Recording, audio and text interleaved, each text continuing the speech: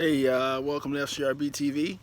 I was trying to get on before the weekend came about, but it wasn't happening. And don't mind me, I've got a bit of a cold. So yeah, so we had the Champions League matches throughout the week. I'll touch on that a little bit because your boy Ronaldo made a scene.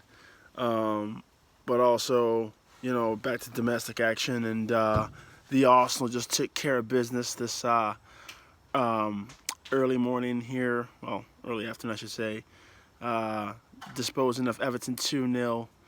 Lacazette got the start, of course. He's the main man now. And Lucas Torreira got the start as well in midfield alongside Granit Xhaka. And it went just as I had planned, as I expected. Everybody was, excited about Xhaka's performance against Newcastle. That midweek Europa League tie against Vorskla. I'm not even going to talk about it because that wasn't even a game. So whatever was happening in there is a joke. Those guys are. I mean, that's not even a game. It's not even a real friendly. It's a training session. So everybody was excited about Xhaka in his performance against Newcastle. But again today, I'm not picking on him. He was all right. He always got caught in position a couple of times, but he wasn't outstanding. He didn't run the show, and I knew it would be a bit more difficult for him because Everton was a tougher prospect than Newcastle were. Same thing for Ozil. I feel Ozil struggles on the outside. He only gets better when he comes inside a little bit, and he really didn't get to do that much today, so he wasn't great, but I don't really blame him. Some people are always, Lee Dixon was, upset with him a little bit about not tracking and not tackling and things like that. But Messi doesn't do that, Lee. You know that. He doesn't do it, I think that we've got to leave him be and allow him to play up the middle. But there's Ramsey's in there and things like that, and Xhaka as well. So it's going to be a little bit tough for him to get his desired position. But, the game was... looked like it was going to be a draw, or maybe also make a mistake and allow Everton to win the game. But one thing that I'm very happy about, and the biggest positive of the 2-0 victory today, is that Alexander Lacazette is the man. Okay, he is the guy who, whenever things get murky and it looks like we can't create anything, we can't find our way, he has the ability to score that goal and win the game for us. Just what Harry Kane does for Tottenham, Alexander Lacazette in his second season at Arsenal will be that man for us. He can strike a ball. He's a clinical number 9, classic number 9, and we've been lacking that for some time now. The last one we had was, I'll give Adebayor a little bit of juice, but really it was Thierry Henry. But we haven't really had that since. Giroud is a target man who involves the midfield, So someone like Giroud needs people like Ozil, Alexis Sanchez, Santi Cazorla to really have a team go. But what we're talking about with Alexander Lacazette is my man, out of nothing can get you a nice G and end the game. Because seriously, if he didn't play today, I didn't see us scoring. That second goal we scored today, clearly everybody knows it was offsides. Don't know what the linesman was looking at, but it was off. But it counts, so it's 2-0. But really, it was won by Alexander Lacazette. He gets the ball, curls it far post, beautifully off the post. Far post, goes in on the other side of the net. Great goal. And that's what the game needed. That's why you spend big money on strikers. That's why you do it. And that's who he is for us now. And I'm very, very happy, very pleased with the results. And, at the way things are going and how other sides are looking around us, we could inch in there and get that top 4 spot. We really could, out of nowhere. I didn't believe that after the first 2 games. But it's looking like there is an opportunity now. There is an opportunity. We just got to keep going.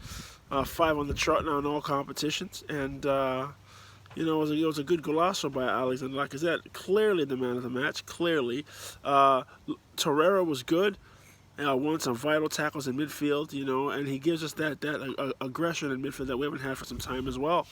So he was very good. And we also have to give big ups to Rob Holding for coming on. for the injured up Socrates, and he came on and he did a great job. I think that he didn't face the toughest of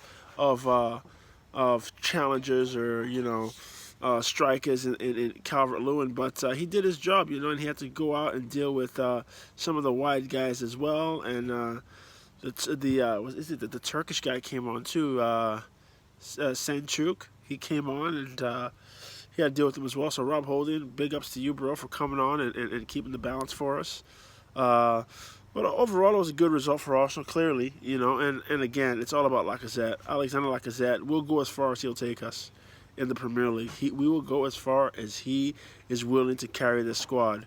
He is our man. He's our main man, and I'm still with Ozil. Ozil's got to get in the middle, but I don't know how that's going to happen with Ramsey there and Xhaka. I would drop Xhaka, ask Ramsey to play a little deeper, and then allow Ozil to get in the middle, and then bring on whether it's Iwobi or Mkhitaryan. But probably Iwobi right now. Iwobi's ahead of Mkhitaryan on the pecking order, I'd say. But yeah, that's how it's going to go. But again, great job by the Arsenal today to get the points. We're on points with Spurs, and we're looking good. We're looking good. Happy about it. Also, I just want to go back in the week a little bit and talk about the Champions League. The first match day one of the Champions League. Not even going to talk about Europa League till we get to like the quarters, or until we play Sporting. When we play Sporting, that'll be a game to talk about probably. But other than that, not really worried about Europa League. But Champions League, what were the results? Obviously, I watched PSG and Liverpool. And Liverpool play their game, they do. They hustle and harry you. They run and they chase you all over the park to get the ball, try to get down the field quickly. I thought that the midfield of Marquinhos and Rabiot and Di Maria, it was a good idea by Tuchel. I think so, or Tuchel, however it's pronounced. You know what I'm talking about, the PSG manager. I thought it was a good idea by him to have the ball winner of Marquinhos, who's actually a center back, but he's got the technique to play in midfield as a 6, which he did.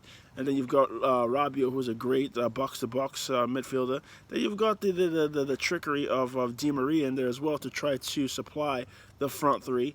And obviously we know that game ended 3-2 in favor of Liverpool. And I think that at 2-2 in injury time, it has to be said that Kylian Mbappe was quite immature and foolish to try to mag Milner at the top of his own box in injury time on the road, match day one against a top foe in the Champions League. He loses the ball, they get the ball back, goal, they lose the game 3-2. So just that one bad decision decides the game it decides the tie, and Liverpool take all 3 points. So tough break for PSG, but that's what they get. You might get away with that in Ligue 1, but you're not going to get away with that in Champions League, man. You can't do that. Bad decision. And then obviously, I'm going to quickly talk about what happened at the Mestalla between Juventus and Valencia. And after 20-some-odd minutes, Cristiano Ronaldo got a straight red card. And yes, I'm late, and everybody's talked about it, but I'm just going to touch on it real quick. Yes, it was a bad decision by the referee. I don't think it wasn't enough to give any card. If I was refereeing the game, I would have ran over there. I had Murillo stand up and tell both of them, knock it off, stop being babies about it, and let's play. But referee got all upset and gave Ronaldo his marching orders. Now, this is what I want to talk about. This is what I want to touch on in that situation. Cristiano Ronaldo is 33 years old, arguably one of the greatest goal scorers of all time.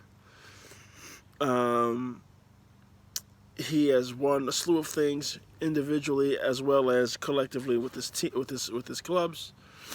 And 5-time Ballon d'Or winner, and he's a father of 4 children, I believe. And he starts to cry hard, like he just lost a cup tie, like the final, crying. Unacceptable. He probably cried as hard as he did when Portugal lost the European Cup final to Greece. That's how hard he was crying. Unacceptable. Euro 2004, crying so hard, man. Crying so hard. I'm like, what are you doing? For what? A match day one red card that was unjust. It's match day one. I cannot believe he allowed himself to just cry like that. I don't understand why. And some people say, oh, he's going to miss the trip to Old Trafford. Dude, you've already gone back to Old Trafford with Real Madrid and you scored. So it's not like you haven't been back since you left. I don't understand. Unbelievable. Crying like that. Crying. People saw that. If you want to cry like that, you have to run down the tunnel, get in the locker room, and let it rip.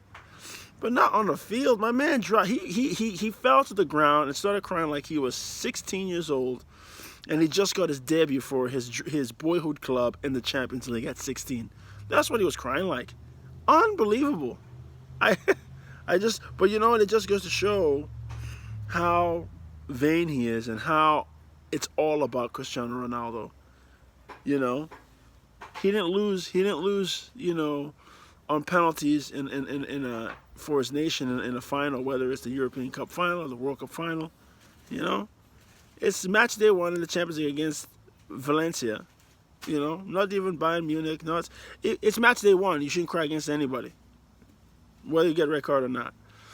So I just thought that was kind of just embarrassing for him to allow that for him to allow himself to react in that manner. But Juve went on to win the game 2-0, as we all know, and they got 2 penalties. Kind of funny. But 2 penalties, they win the game 2-0. Ronaldo's crying like he's 11, and his dad told him he can't get a new toy at the store, so he cries. So, pretty bad. But, so that's all I want to touch on that. It's very, very, very, very good times for me, being an Arsenal supporter. Unai Emery is doing his work. He's getting it right. We're looking better and better. Peter Cech made some big saves today. And again, it's all about Lacazette. Honestly, now when I'm watching the games, I'm just waiting for Lacazette to do something. Because he's the man. So, Alexander Lacazette is our guy, man. I'm so happy we've got him now. So happy. I was happy when he came aboard. And what he's doing now is what I expected him to do right away. And I know he missed some chances last season, but he was adapting. Now I think he's fully acclimated to the Premier League, and he's enjoying himself. And there's going to be more important goals from this man. So that's my 2 cents on the weekend. Recent football news. Arsenal are climbing the table, doing well. And I'll get back to you guys next week, yeah? So let me know what you think of Ronaldo's crying and what you thought of Arsenal today and Alexander Lacazette. But so let me know what you think. Give me the comments. Leave the comments at the bottom. All right. Enjoy the rest of the day. FCRB TV. Ciao.